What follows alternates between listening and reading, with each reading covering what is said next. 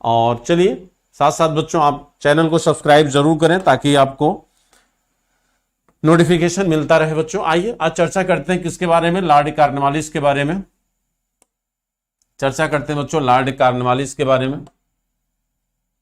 Lord Cornwallis के विषय में। लॉर्ड कॉर्नवालिस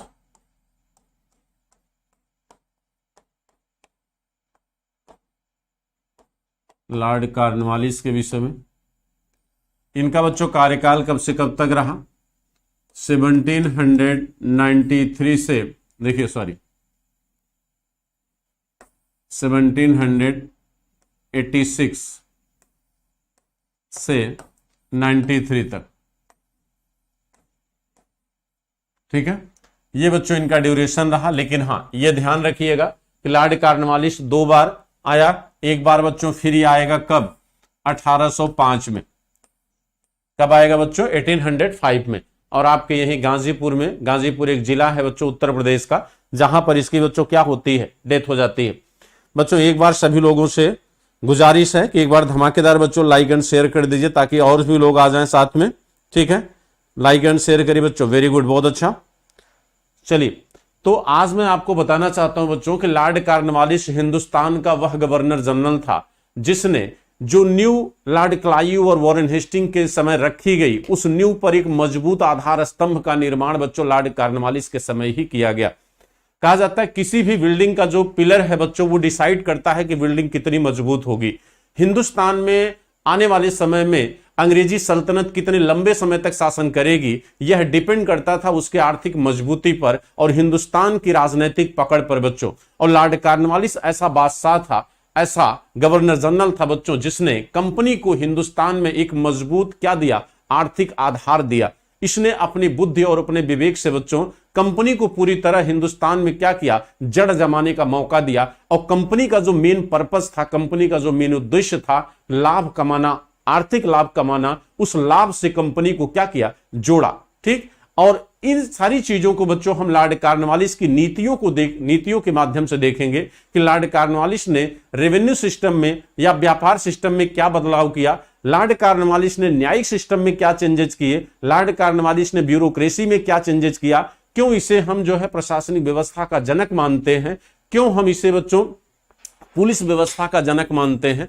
और एकमात्र ऐसा गवर्नर जनरल बच्चों जिसने भारत में कंपनी के हर सेक्टर में कहीं ना कहीं बच्चों सुधार किया, चाहे वो प्रशासनिक व्यवस्था का सुधार हो, चाहे वो न्यायिक व्यवस्था हो, चाहे वो रेवेन्यू सिस्टम में सुधार हो बच्चों, चाहे वो राजनीतिक व्यवस्था में सुधार की बात हो, हर सेक्टर में लॉर्ड कॉर्नवालिस ने अपने समय सुधार करने की कोशिश किया। ये वो गवर्नर जनरल है बच्चों जिसने हिंदुस्तान में बच्चों भारतीयों को उच्च पदों पर नियुक्त होने से क्या किया? रोका। लेकिन वही गवर्नर जनरल है बच्चों जिसने कहीं ना कहीं जो सिविल सर्विस एग्जाम है बच्चों उसकी क्या किया? शुरुआत भी किया।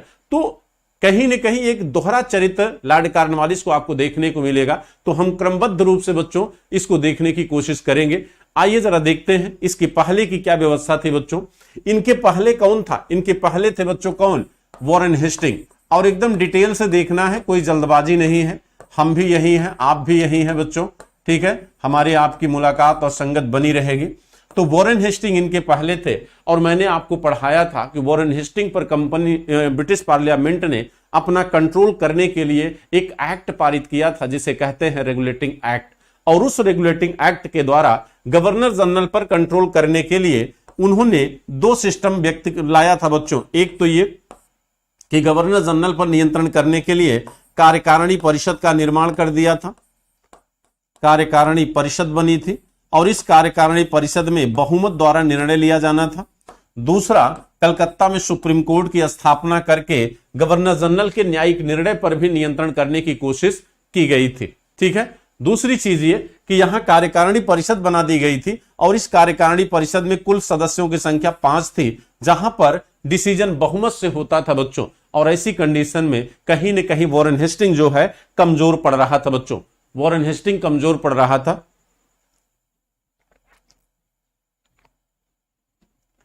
तो वॉरेन हेस्टिंग की समस्या को देखते हुए जब लॉर्ड कॉर्नवालिस को वॉरेन हेस्टिंग के बाद गवर्नर जनरल बनाए जाने की नौबत आई तो वॉरेन कॉर्नवालिस ने एक शर्त रख दिया।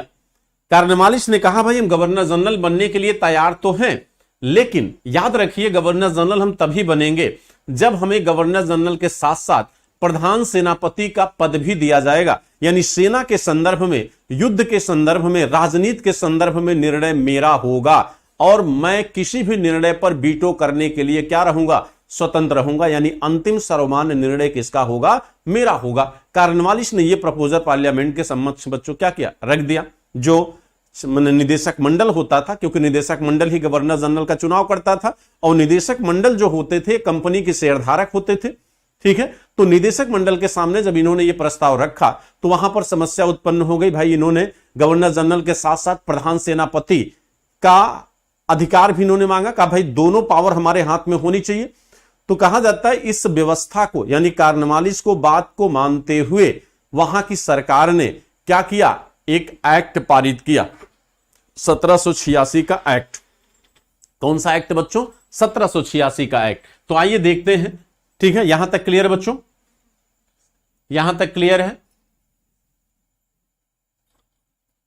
1 सेकंड।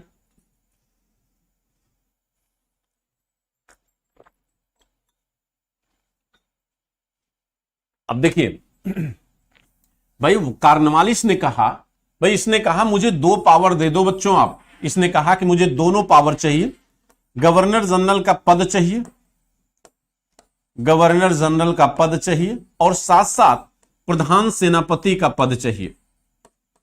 इसने कहा कि मुझे ये दोनों पद चाहिए, प्रधान सेनापति का पद चाहिए, ठीक है। दोनों पद इसने मांगा, कहा दोनों पद पर मैं रहूंगा और मुझे वीटो का पावर भी चाहिए। यानी अगर किसी मामले में कोई दिक्कत आती है तो वीटो का राइट किसके पास होगा, मेरे पास होगा।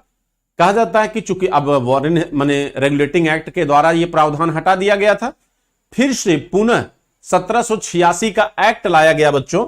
और 1786 का एक्ट लाया गया, 1786 के एक्ट के द्वारा, 1786 के एक्ट के द्वारा यह प्रावधान किया गया। यानी प्रधान सेनापति और गवर्नर जनरल दोनों अधिकार, दोनों पद किसको दे दिए गए, लॉर्ड कॉर्नवालिस को दे दिए गए। तो जब लॉर्ड कॉर्नवालिस गवर्नर जनरल बन के आया तो सबसे पहले इसने कंपनी की अर्थव्यवस्था को सुधारने की कोशिश किया। सबसे पहला इसने क्या किया बच्चों, राजस्व एवं व्यापार का सुधार, राजस्व एवं व्यापार में सुधार। हम इसको भी क्रम से देखेंगे एकदम, राजस्व एवं व्यापार में सुधार। तो कॉर्नवालिस ने सबसे पहला काम बच्चों क्या किया, राजस्व एवं व्यापार में सुधार का काम किया। तो राजस्व व्यवस्था में क्या माने सुधार करना था बच्चों, आपको पता है कि भाई क्लाइव इससे पहले आए, द्वैत शासन लागू किए और वॉरेन हेस्टिंग आया, उसने पंचसाला पद्धति और 1 वर्षीय पद्धति लागू किया, लेकिन फिर भी कंपनी लॉस में जा रही थी, कंपनी नुकसान में जा रही थी बच्चों। यहां पर लॉर्ड कॉर्नवालिस ने पहला काम यह किया कि इसने ये तय कर लिया कि भाई कंपनी की एक निर्धारित इनकम तय कर दी जाए ताकि कंपनी को घाटा ना लगे। यानी किसी भी कीमत पर कंपनी की एक निश्चित आय तय करना चाहता था। ये कंपनी की बच्चों एक निश्चित आय तय करना चाहता था। तो इस बात के लिए बच्चों इसने क्या किया, सबसे पहले इसने राजस्व व्यवस्था में सुधार यह किया। पहला काम तो इसने यह किया बच्चों कि जो व्यवस्था वॉरेन हेस्टिंग थी उसको क्या किया, समाप्त कर दिया। उसको समाप्त किया यानी ठेकेदारी पद्धति की परंपरा को समाप्त किया। सबसे पहले बच्चों इसने क्या किया, ठेकेदारी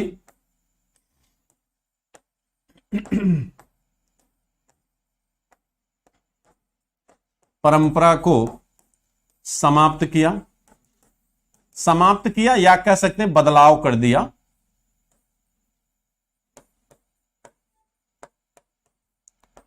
और बच्चों पेशगी व्यवस्था को भी इसने क्या किया, पेशगी व्यवस्था में सुधार किया। पेशगी क्या थी आपको मैंने पढ़ाया था, पेशगी व्यवस्था में इसने सुधार किया, पेशगी व्यवस्था में सुधार।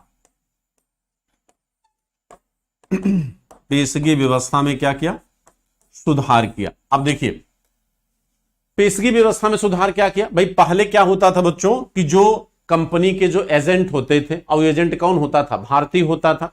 ये भारतीय क्या करता था, किसी जुलाहे को 100 रुपए दे देता था और 100 रुपए के बदले इससे 1000 रुपए का काम लेता था। और जुलाहे मजबूर होकर बच्चों इस काम को मजबूरी में करते थे क्योंकि उनको एडवांस मिला होता था। लॉर्ड कॉर्नवालिस ने इसमें बदलाव किया। लॉर्ड कॉर्नवालिस ने कहा कि भाई अगर जितनी पेशगी दी गई है काम उतने का ही होना चाहिए। यानी अगर 100 रुपए पेशगी किसी ने लिया है, किसी जुलाहे ने, किसी धागा बनाने वाले ने, तो 100 रुपए का ही वो काम करके आपको देगा, आप उससे 1000 रुपए का काम नहीं ले सकते। तो पेशगी व्यवस्था में लॉर्ड कॉर्नवालिस ने क्या किया, इंप्रूवमेंट किया और इस तरह जुलाहों के शोषण में थोड़ा सा बच्चों यहां पर कमी देखने को मिलती है। लेकिन यहां पर उत्तरदायित्व या उद्देश्य तो कॉर्नवालिस का कुछ और था बच्चों। देखिए, कहते हैं कि लॉर्ड कॉर्नवालिस ने सबसे बड़ा योगदान जो दिया वो रहा बच्चों इस्तमरारी बंदोबस्त का। इस्तमरारी बंदोबस्त, इस्तमरारी बंदोबस्त। तो इस्तमरारी बंदोबस्त जो है इसे कहते हैं, इसे बच्चों कहते हैं अस्थाई बंदोबस्त भी कहा जाता है। इसे अस्थाई बंदोबस्त कहते हैं। आपको पता है उस समय हिंदुस्तान का सबसे धनी प्रांत बच्चों बंगाल हुआ करता था। सबसे रिच प्रांत क्या था, बंगाल था। कोई भी व्यवस्था अगर बंगाल में उचित तरीके से या सही तरीके से इंप्लीमेंट हो जाती तो कंपनी का सारा लॉस जो है वो समाप्त हो जाता। बंगाल सबसे धनी प्रांत था और बंगाल के पैसे से ही हिंदुस्तान को 200 वर्षों तक अंग्रेजों ने गुलाम बनाया। बंगाल के ही कच्चे माल से इंग्लैंड की औद्योगिक क्रांति को विस्तार दिया गया। ठीक, यहां पर इसका पूरा मूल मोटिव जो है बच्चों वो कहीं न कहीं किस बात पे था कि कंपनी की एक निश्चित आय तय की जाए। इसीलिए 1790 में लॉर्ड कॉर्नवालिस ने अस्थाई बंदोबस्त यानी इस्तमरारी बंदोबस्त को क्या किया, लागू करने की बात आई। जब बात इसकी लागू करने की आई बच्चों तो यहां पर कुछ विवाद उत्पन्न हो गए। विवाद ये उत्पन्न हो गया कि आखिर वास्तव में यहां पर रेवेन्यू राइट दिया किसको जाए, जमींदारों को दिया जाए या सरकार को दिया जाए। तो जानशोर जो है बच्चों उनका कहना था कि यह अधिकार किसको दे दिया जाए, जमींदारों को दे दिया जाए। और जमींदारों को जब यह अधिकार दिया जाएगा राजस्व वसूलने का तो किसान की नजरों में उसके शोषण का उत्तरदायी जमींदार होगा। और जब भविष्य में जमींदार के विरुद्ध जब किसान विद्रोह करेगा अपनी गरीबी से, अपने माने दरिद्रता से आगे जाकर बच्चों, तो वह विद्रोह जमींदार के विरुद्ध होगा। अर्थात जमींदार एक दीवार, एक वाल की तरह, एक सुरक्षा वाल्व की तरह काम करेगा हमारे लिए। जबकि चार्ल्स ग्रांट का कहना था कि नहीं, चूंकि भूमि सरकार की है इसलिए रेवेन्यू राइट सरकार के हाथ में होना चाहिए। ठीक है, कहते हैं कि यहां पर जानशोर से सहमत हो गया बच्चों कौन, लॉर्ड कॉर्नवालिस। लेकिन जब बात रेवेन्यू की दर तय करने की आई तो यहां पर एक लोगों का मत था कि भाई 1765 को रेवेन्यू का आधार बनाया जाए। यानी 1765 में बंगाल के नवाब जितना राजस्व बंगाल से वसूलते थे उतना ही राजस्व कंपनी अपना तय करे। लेकिन चार्ल्स ग्रांट का कहना था कि नहीं, वर्तमान यानी 1790 का जो दौर है, ये दौर, ये वर्तमान समय को रेवेन्यू का आकलन करके रेवेन्यू तय किया जाए। यानी 1790 में जो रेवेन्यू है पूरे बंगाल का, वह रेवेन्यू कंपनी अपना तय करे। तो यहां पर लॉर्ड कॉर्नवालिस ने इनकी बात को क्या किया, स्वीकार किया और ओवरऑल 26 लाख वार्षिक कर जो है उन्हें बंगाल का क्या किया, तय किया। लेकिन समस्या यह थी बच्चों कि इसी 1790 में जो इस्तमरारी बंदोबस्त लागू किया गया, इसी को 1793 में क्या कर दिया गया, अस्थाई कर दिया गया। यानी जो व्यवस्था लागू की गई इसी को 1793 में हमेशा के लिए कर दिया गया, जिसकी वजह से इसे अस्थाई बंदोबस्त कहा जाता है। यानी इस्तमरारी बंदोबस्त में क्या किया गया, भाई इस्तमरारी बंदोबस्त को थोड़ा सा डिटेल से समझ लीजिए, बता देता हूं आपको। इस्तमरारी बंदोबस्त थोड़ा सा समझ लीजिए।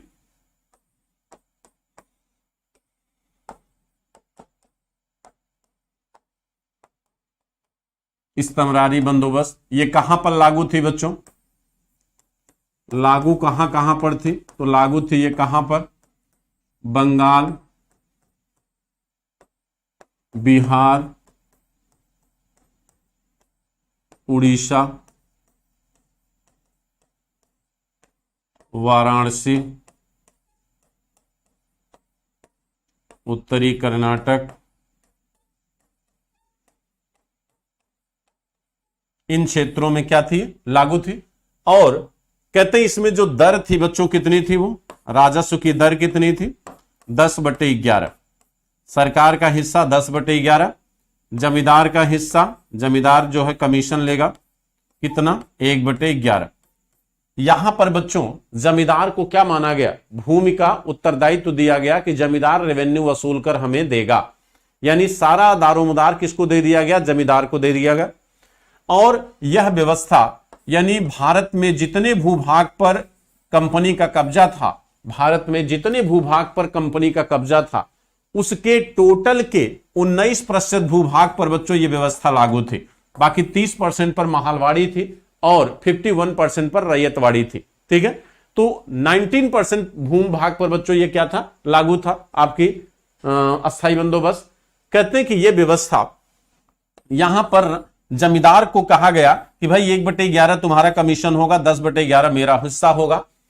और ओवरऑल बंगाल की बच्चों वार्षिक जो आय है कितना की गई, बंगाल की वार्षिक आय बच्चों उस समय 26 लाख, कितना 26 लाख आंकी गई।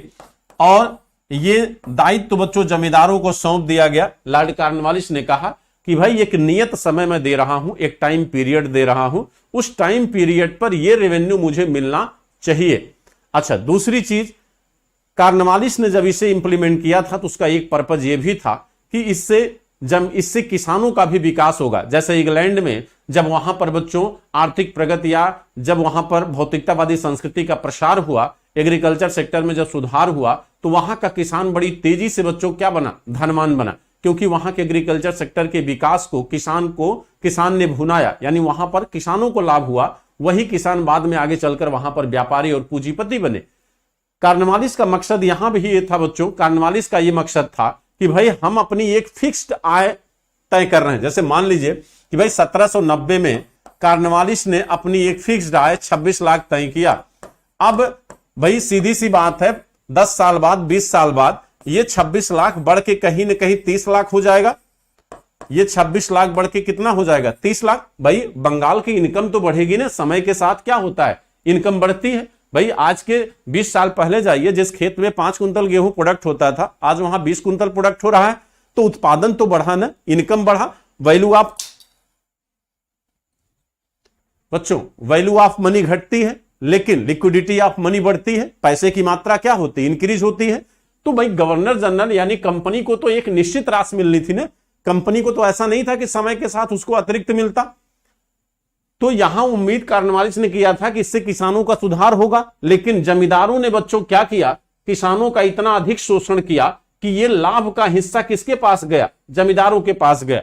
जमींदार ने बच्चों क्या किया, अपने कमीशन के रेट को बढ़ाने के लिए उसने किसानों का इतना शोषण किया कि ना तो भूमि में प्रोडक्टिविटी बची, ना ही किसान के पास पूंजी बची। वो मजबूर हो गया बच्चों की छोटे से अकाल से भी क्या हो जाती थी, उसकी मौत हो जाती थी। और हिंदुस्तान का करोड़ों किसान इससे क्या हुआ, मरा। लेकिन ध्यान रखिएगा, लॉर्ड कॉर्नवालिस ने इस जमींदार पर भी अपनी नियंत्रण बनाया था बच्चों। लॉर्ड कॉर्नवालिस ने इस जमींदार पर भी अपना कंट्रोल बनाया था और इनसे कहा था कि जो समय मैं आपको दे रहा हूं, आप उस समय तक हमें रेवेन्यू अगर नहीं दोगे तो सूर्यास्त कानून के तहत आपकी जमींदारी को नीलाम कर दूंगा।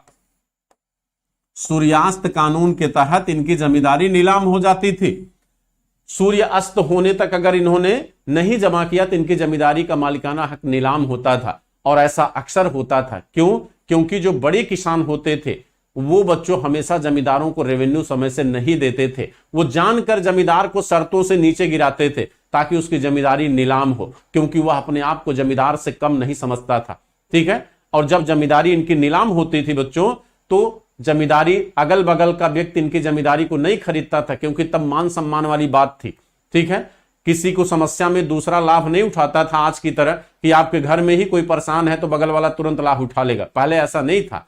तो शहर का जो साहूकार होता था वह जमींदारी को खरीद लेता था। जब किसी जमींदार की जमींदारी नीलाम होती थी तो शहर का साहूकार इस जमींदारी को खरीदता था। तो जमींदारी का मालिकाना हक चला गया कहां, शहर। इसे कहते थे दूरस्थ जमींदारी। इसे क्या कहते थे, दूरस्थ जमींदारी कहा जाता था। यानी अब जमींदार कौन बन गया, साहूकार। यानी जो साहूकार हुआ करता था अब वो बन गया बच्चों क्या, जमींदार। यानी जमींदारी का मालिकाना हक चला गया कहां पर, शहर में। अब शहर का साहूकार गांव तो आएगा नहीं, वो क्या करेगा, गांव के ही किसी पर्सन को मालिकाना हक देगा रेवेन्यू वसूलने का।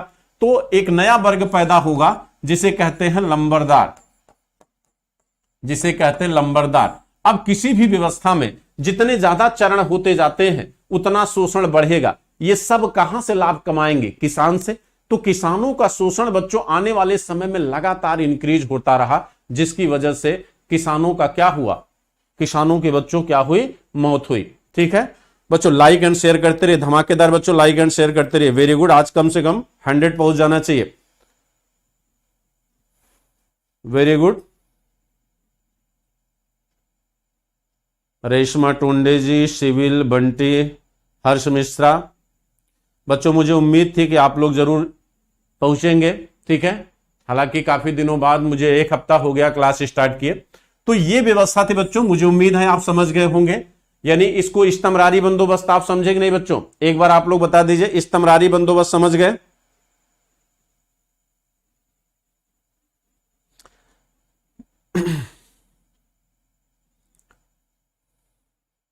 लंबरदार एक तरह का मीडिएटर था बच्चों, मध्यस्थ था।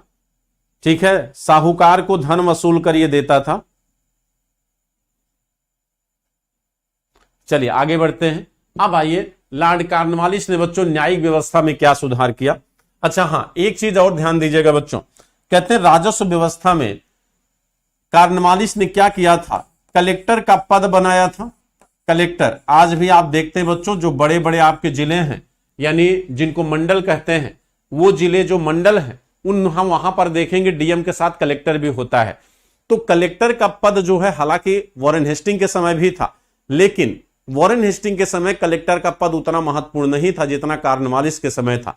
कॉर्नवालिस ने क्या किया कि जिले स्तर पर कलेक्टर की नियुक्ति किया और सारे राजस्व का अधिकार, राजस्व अधिकार बच्चों किसको दे दिया? कलेक्टर को दे दिया। ठीक है, तो माने कलेक्टर की तरफ से भी बच्चों जमींदार पर क्या बना रहता था? एक कंट्रोल बना रहता था। तो ये कलेक्टर पूरे जिले के रेवेन्यू राइट को रखता था और कहीं न कहीं जमींदार पर इसका एक नियंत्रण बना रहता था, ताकि जमींदार भी हमेशा बच्चों क्या रहे? दबाव में रहे। ठीक है, आइए अब देखते हैं। कहते हैं कि इनके समय बच्चों न्यायिक व्यवस्था में क्या सुधार हुआ?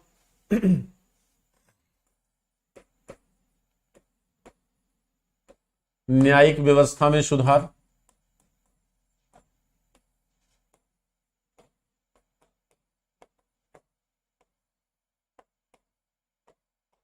न्यायिक व्यवस्था में सुधार।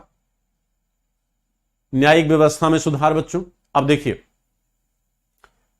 कॉर्नवालिस जो है अपने समय बच्चों न्यायिक व्यवस्था में एक बेहतरीन रिक्रूटमेंट करता है, बेहतरीन सुधार करता है। क्या करता है? इसने पहला काम तो यह किया बच्चों कि निजामत अदालत, निजामत अदालत मतलब जो क्रिमिनल कोर्ट थी, यानी जो मारकाट या फौजदारी मुकदमे की सुनवाई जहां पर होती थी, निजामत अदालत, यानी निजामत माने होता है प्रशासन एक तरह से। तो निजामत अदालत को मुर्शिदाबाद से कहां लाया? कलकत्ता। पहला प्रयास इसने किया कि निजामत अदालत को, निजामत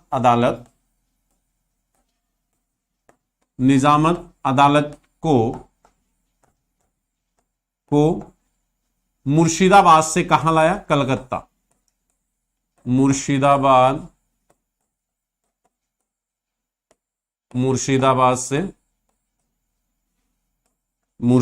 से कलकत्ता लाया।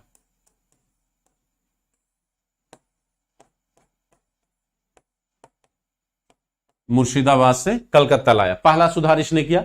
इसके बाद बच्चों इसने क्या किया? जिले स्तर पर दीवानी अदालतों का गठन किया।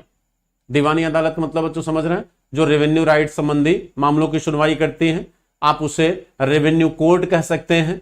यानी जिले स्तर पर इसने दीवानी अदालत की स्थापना किया। जिले स्तर पर दीवानी अदालत,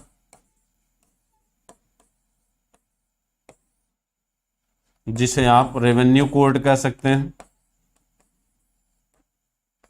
या राजस्व न्यायालय।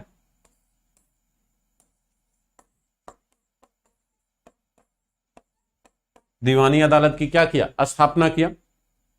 अब देखिए, इसमें भी बच्चों सिस्टम होता था। जिले स्तर के ऊपर बच्चों मंडल स्तर पर किया, मंडल स्तर के ऊपर प्रांतीय स्तर पर, प्रांतीय स्तर के ऊपर बच्चों गवर्नर जनरल, गवर्नर जनरल से ऊपर प्रिवी काउंसिल इंग्लैंड की। इसमें भी मुद्रा के आधार पर तय किया गया था कि कितने मुद्रा की, यानी 50 रुपए। इसके नीचे बच्चों मुंसिफ कोर्ट भी थी, इसके नीचे मुंसिफ कोर्ट भी थी। ये वही दौर है बच्चों, मुंसिफ कोर्ट का गठन भी इसके नीचे किया गया था, जो 50 रुपए तक की सुनवाई करती थी, मुंसिफ कोर्ट। कहते कि मुंसिफ, यहां पर मुद्रा के आधार पर तय किया गया था बच्चों कि कौन कितने तक की सुनवाई कौन सी कोर्ट करेगी।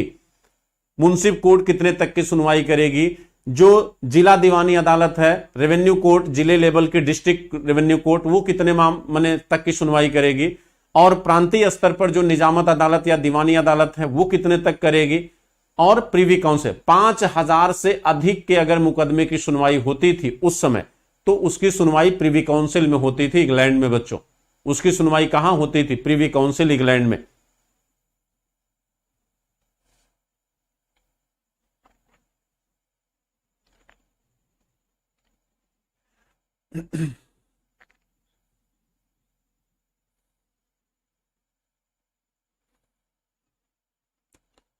बच्चों समझ में आ रहा है कि नहीं आप लोगों को? समझ में आ रहा आप सभी को?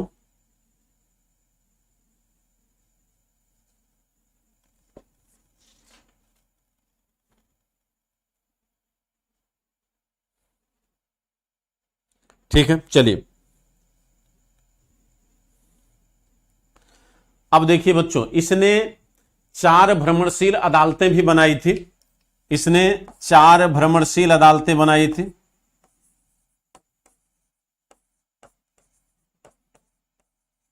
चार बच्चों भ्रमणशील अदालत बनाई थी, जिसे सर्किट कोर्ट कहा जाता है। जिसे क्या कहते हैं? Circuit court. जिसे बच्चों सर्किट कोर्ट कहा जाता है। जिसे सर्किट कोर्ट कहते थे बच्चों। ठीक है, 4 सर्किट कोर्ट की स्थापना भी लॉर्ड कॉर्नवालिस ने किया था, ताकि न्याय को त्वरित किया जा सके, न्याय को आसानी से उपलब्ध कराया जा सके। ठीक है,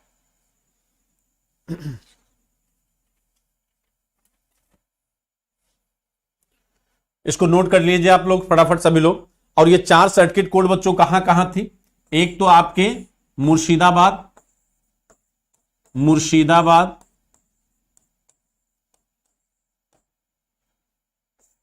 ढाका,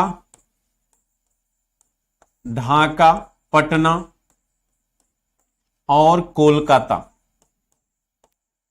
ढाका, पटना और कोलकाता। कहते हैं बच्चों, कॉर्नवालिस ने न्याय व्यवस्था को और कर व्यवस्था को पूरी तरह क्या किया? अलग किया। कौन न्यायिक कार्य करेगा, कौन राजस्व का कार्य करेगा, इसको पहली बार लॉर्ड कॉर्नवालिस के समय पूरी तरह से एकदम क्या किया गया? डिफरेंशिएट किया गया। और 1793 में बच्चों सभी कानूनों को एक साथ संहिताबद्ध करके इन्होंने एक कोड बनाया, जिसे कहते हैं कॉर्नवालिस कोड। कॉर्नवालिस कोड का निर्माण कब हुआ? 1793 में। 1793 में बच्चों इन्होंने क्या किया? कॉर्नवालिस कोड का निर्माण किया। कॉर्नवालिस कोड का निर्माण किया गया। कॉर्नवालिस कोड का बच्चों इन्होंने क्या किया? निर्माण किया।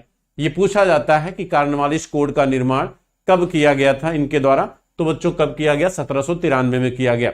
अच्छा, कहते हैं कि प्रशासनिक सुधार के तौर पर अगर आप देखें, प्रशासनिक सुधार पर अगर देखेंगे आप बच्चों कि लॉर्ड कॉर्नवालिस के समय प्रशासनिक मामलों में क्या सुधार किया गया? प्रशासनिक मामलों का सुधार।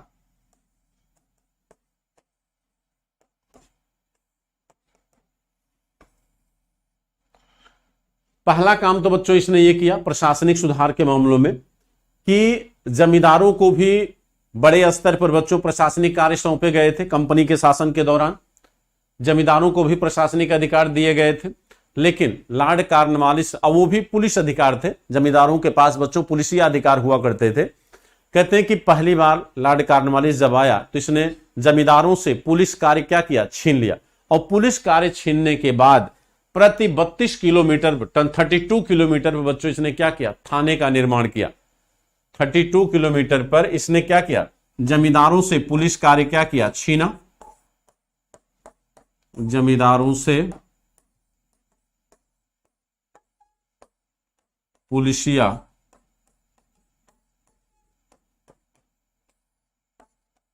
कार्य छीनकर प्रति 32 किलोमीटर 32 किलोमीटर पर थाना की स्थापना किया। थाना माने समझते बच्चों, थाना की स्थापना किया। पहला काम इसने ये किया, पहला सुधार। दूसरा बच्चों, इसने अब योग्यता के आधार पर क्या किया, नियुक्ति करने की बात की। इसने कहा कि योग्यता ही नियुक्ति का पैरामीटर होगा, योग्यता ही नियुक्ति का आधार होगा, योग्यता ही नियुक्ति का आधार होगा, आधार होगा जिसके लिए सिविल सर्विस एग्जाम होगा, जिसके लिए बच्चों सिविल सर्विस का क्या होगा, एग्जाम।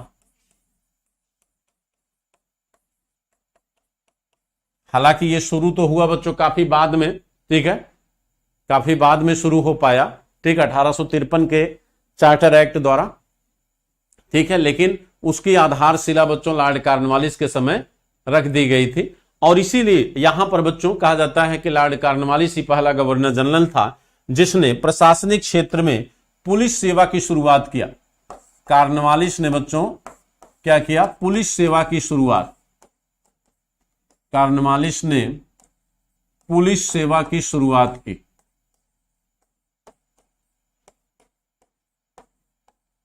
पुलिस सेवा की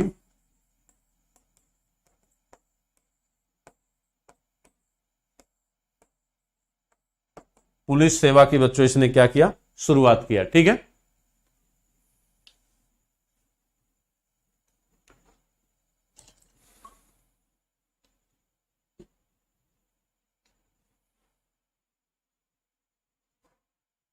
राम राम विक्की जी, नमस्कार बेटा, खुश रहिए, मस्त रहिए।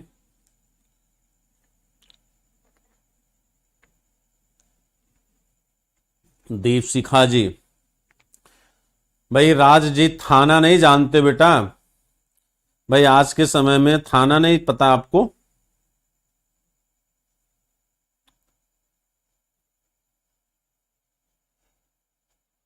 भाई कॉर्नवालिस बेटा इंग्लैंड का था, ठीक है, कॉर्नवालिस इंग्लैंड का था। भारत में ये गाजीपुर में मरा था हैजे की बीमारी से, ठीक है। दो गवर्नर जनरल बच्चों भारत में मरे थे, एक लॉर्ड मेयो था जिसकी हत्या अंडमान निकोबार द्वीप समूह में हुई थी, लॉर्ड मेयो का, और एक कॉर्नवालिस जो गाजीपुर में हैजे की बीमारी से मरा था बच्चों। ये हैजे की बीमारी से मरा था।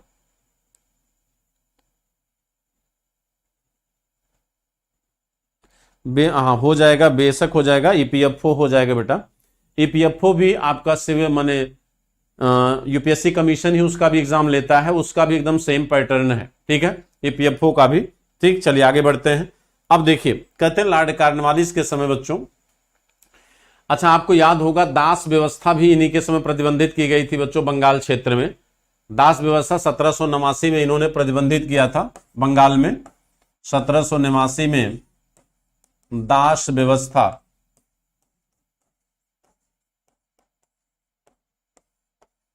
व्यवस्था बंगाल में प्रतिबंधित कर दी गई।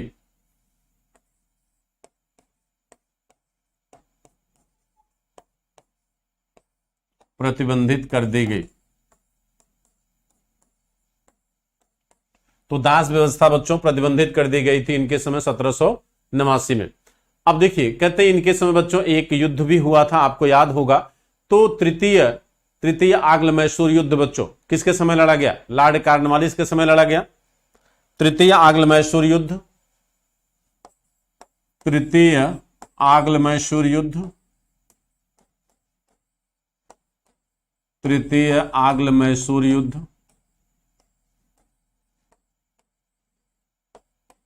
1790-92 में बच्चों। तो तृतीय आंग्ल मैसूर युद्ध जो लड़ा गया था इस समय, एक तरफ बच्चों कौन था, नहीं माफ करिएगा, हाँ सही है, ठीक है, हाँ कॉर्नवालिस ही है बच्चों। एक तरफ आपका कौन होगा, कार्नवालिस, एक तरफ बच्चों कार्नवालिस और दूसरी तरफ कौन है, टीपू। दूसरी तरफ बच्चों कौन है, टीपू। ठीक है, अंततः बच्चों आपका टीपू क्या होता है, पराजित होता है। इसमें कार्नवालिस की तरफ आपको याद होगा मराठे और निजाम दोनों किसकी तरफ थे, कार्नवालिस की तरफ। मराठे एवं निजाम ये दोनों बच्चों किसके साथ थे, कार्नवालिस के साथ थे।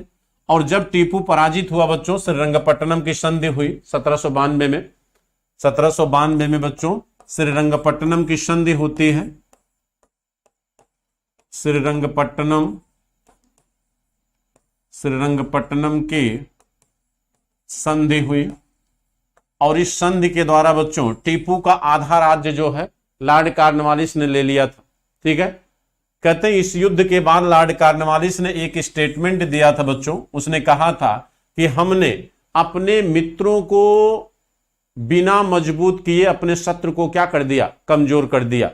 अपने मित्रों को मजबूत किए बिना, यानी मित्र कौन थे, मराठे और निजाम, ये दोनों मित्र थे किसके, लॉर्ड कॉर्नवालिस के। यानी इस जीत में जो क्षेत्र मराठे और निजाम को दिए गए बच्चों, वो दोनों एक दूसरे के अगल बगल थे। यानी निजाम को जो क्षेत्र देना चाहिए था वो दिया गया किसको, मराठों को। मराठों को जो क्षेत्र देना चाहिए था वो दिया गया निजाम को। यानी भविष्य में इन दोनों में भी आपसी संघर्ष बना रहता। ऐसा किया बच्चों किसने, कॉर्नवालिस ने। तो कॉर्नवालिस ने कहीं न कहीं यहां पर बहुत ही बुद्धिमत्ता का काम बच्चों किया था और उसका प्रभाव आने वाले आगे भी आप देखेंगे। ठीक, तो 1799 में पूरी तरह से बच्चों क्या हो जाता, मैसूर समाप्त हो जाता। उस समय गवर्नर जनरल कौन थे, लॉर्ड वेलेस्ली। यहां पर आप देखते हैं 3 करोड़ की डिमांड की गई थी मैसूर के शासक टीपू से। टीपू के 2 बच्चों को बंधक बना लिया था लॉर्ड कॉर्नवालिस ने और कहा भाई जब आप दीजिएगा तो वापस ले जाइएगा। ठीक है, तो यहां पर बच्चों कहीं न कहीं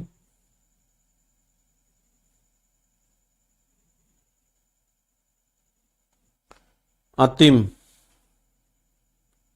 शस्या वेलकम है बेटा, आप सभी लोगों का मोस्ट वेलकम है। पंकज मराठिया,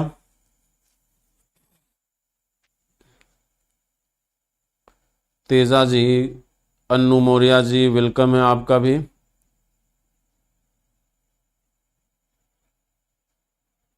देखिए अभी देखो बच्चों, कुछ लोग सोच रहे होंगे कि और डिटेल होना चाहिए, लेकिन अभी आप क्या पढ़ रहे हो, अभी आप पढ़ रहे हो गवर्नर जनरल।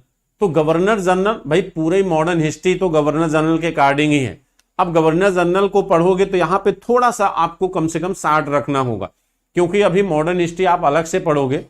मॉडर्न हिस्ट्री तो आपको अलग से पढ़ाई जाएगी ना। यहां पे तो मैं आपको सिर्फ एक फ्रेमिंग दे रहा हूं गवर्नर जनरल के बारे में कि भाई गवर्नर जनरल के समय कौन कौन सी घटनाएं हुई थी, किस गवर्नर जनरल के समय कौन कौन सी घटना हुई थी। तो 15-20 दिन में ये आपका सेगमेंट खत्म हो जाएगा, 15-20 क्लास में। तो एक बार आपकी पूरी मॉडर्न हिस्ट्री अगर आप पहले पढ़े हैं तो रिवाइज हो जाएगी। बाकी मैं कोशिश कर रहा हूं अलग से भी बच्चों आपके लिए मॉडर्न हिस्ट्री की क्लास रखने का। तो ज्यादातर कोशिश करूंगा कि मॉडर्न हिस्ट्री आपका कवर हो जाए एक बार, क्योंकि अभी मॉडर्न हिस्ट्री पूरा एक बार कवर नहीं किया हूं अच्छे से।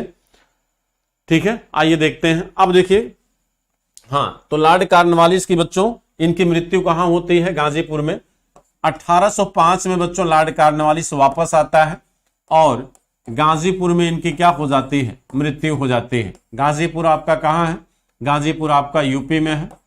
यहां पर बच्चों इनकी मृत्यु हो जाती है किससे, हैजा से। इनकी हैजा से मृत्यु होती है बच्चों, किससे होती है, हैजा से मृत्यु हो जाती है गाजीपुर में लॉर्ड कॉर्नवालिस की। ठीक है, तो लॉर्ड कॉर्नवालिस के बाद गवर्नर जनरल बने कौन बच्चों, सर जॉन शोर। इनके बाद गवर्नर जनरल कौन बनता है, सर जॉन शोर बनते हैं। ठीक है, तो इनके बाद गवर्नर जनरल बना बच्चों कौन, sir John Shore. Sir John Shore, sir John Shore बच्चों 1793 से 1798 तक रहा। ये कब से कब तक रहा, 1793 से 1798 तक। ठीक है, 1793 से 1798 तक रहा। बच्चों साउंड एकदम क्लियर है ना, साउंड में तो कोई दिक्कत नहीं आ रही है। 93 से 1798 तक रहा। ये कब से कब तक रहा, 1793 से 1798 तक। ठीक है, 1793 से 1798 तक रहा। बच्चों साउंड एकदम क्लियर है ना? साउंड में तो कोई दिक्कत नहीं आ रही है? ठीक है ठीक है ठीक है।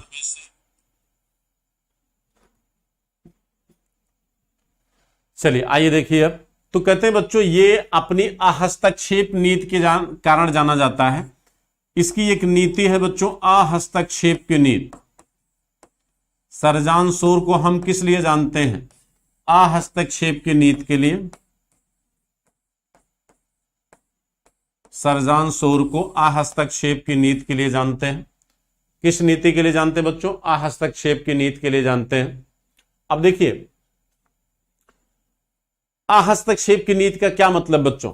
अहस्तक्षेप की नीति का मतलब था कि अफगानिस्तान के मामलों में अफगान एवं पंजाब, अफगान एवं पंजाब के मामले में राजपूतों को मदद न देना, राजपूतों को मदद न देना। बच्चों यहां पर जो राजपूत थे, इन राजपूतों का यह मानना था कि गवर्नर जनरल हमें मदद दे अफगान और पंजाब में हस्तक्षेप करने का। तो यहां पर सरजान शोर ने कहा कि भाई राजपूतों, हम आपको जो है पंजाब और अफगानिस्तान क्षेत्र में हस्तक्षेप करने में मदद नहीं करेंगे। यानी यहां पर इन्होंने क्या किया? अहस्तक्षेप की नीति अपनाई। ठीक है। हैदराबाद के मामले में मराठों के संदर्भ में यही किया। मराठों की मदद गवर्नर जनरल ने नहीं किया हैदराबाद के संदर्भ में। तो इसलिए बच्चों यहां पर इसे क्या कहा जाता है? अहस्तक्षेप की नीति। हैदराबाद के संदर्भ में नहीं, उल्टा बच्चों मैंने बोल दिया। यहां पर हैदराबाद मदद मांग रहा था किससे? गवर्नर जनरल से। यानी हैदराबाद को मराठों के संदर्भ में मदद नहीं किया। हैदराबाद को मराठों के संदर्भ में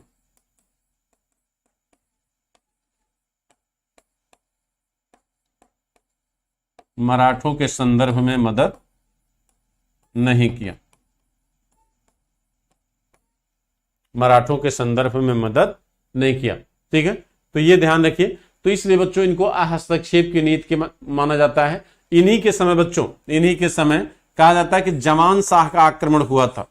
जमान शाह जो अहमद शाह अब्दाली का बच्चों पोता लगता था, ये जमान शाह का आक्रमण बच्चों इन्हीं के समय हुआ था। जमान शाह का आक्रमण किसके समय हुआ? सरजान शोर के समय हुआ, जिसकी तोपें बच्चों यही छूट गई थी। बाद में रणजीत सिंह ने इसे भेजा और कोहिनूर हीरा वापस हिंदुस्तान आता है। एक युद्ध हुआ था बच्चों इनके समय, सरजान शोर के समय एक युद्ध हुआ था जिसका नाम है खरदा का युद्ध। आपको याद होगा ये युद्ध बच्चों, थोड़ा सा हालांकि बहुत इंपॉर्टेंट तो नहीं है, लेकिन आपको बता दें खरदा का युद्ध। खरदा का युद्ध, यह खरदा का युद्ध हुआ था 1795 में। किसके किसके बीच? मराठा के बीच, मराठा एवं निजाम के बीच, मराठा एवं निजाम के बीच। आपको याद है मराठा इस समय कौन था? माधवराव नारायण, माधवराव नारायण। माधवराव नारायण बच्चों क्या था? मराठा था। अब आपको याद होगा ये नाबालिग था बच्चों। इसकी सुरक्षा के लिए 12 भाई काउंसिल बनाई गई थी। इसकी सुरक्षा के लिए 12 भाई काउंसिल बनाई गई थी बच्चों। और ये 12 भाई काउंसिल का मुखिया कौन था? नाना फडणवीस। 12 भाई काउंसिल का मुखिया कौन था? नाना फडणवीस था। आपको याद है बच्चों कि इस युद्ध के दौरान माधवराव नारायण बच्चों क्या था? बालिग हो गया था, 17 साल का हो गया था। लेकिन बचपन से नाना फडणवीस का नियंत्रण इस पर इतना ज्यादा था कि ये परेशान हो गया था नाना फडणवीस से। कहते बच्चों इसने अपने चचेरे भाई बाजीराव द्वितीय से इसी समय क्या कर लिया था? पत्राचार कर लिया था, यानी पत्र व्यवहार किया बाजीराव द्वितीय से, जिसकी वजह से नाना फडणवीस नाराज हो जाता है। ठीक। और माधवराव नारायण को बहुत डांटता फटकारता है, जिससे दुखी होकर माधवराव नारायण ने बच्चों आत्महत्या कर लिया था। तो ये खरदा युद्ध के बाद हुआ था। तो ये खरदा युद्ध बच्चों मराठा और निजाम के बीच लड़ा गया था। और इस समय भी गवर्नर जनरल आपके कौन थे? सर जॉन शोर थे। इस समय भी गवर्नर जनरल बच्चों कौन थे? Sir John Shore. ठीक है, तो सर जॉन शोर के बारे में बच्चों और ज्यादा जानने की जरूरत नहीं है। ठीक है,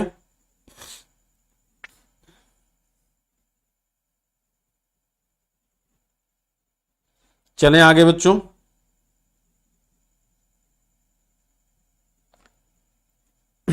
चलिए आगे बढ़ते हैं। अब देखिए, इसके बाद आता है बच्चों आपका कौन? अगला गवर्नर जनरल आपका है लॉर्ड वेलेस्ली। लेकिन लॉर्ड वेलेस्ली आपका बच्चों लंबा टॉपिक है। ठीक है, लॉर्ड वेलेस्ली लंबा टॉपिक है, तो लॉर्ड वेलेस्ली को ऐसा करते हैं बच्चों, कल करते हैं। ठीक है, लॉर्ड वेलेस्ली को आपका कल करते हैं, क्योंकि लॉर्ड वेलेस्ली 1 घंटा अकेले ले लेगा।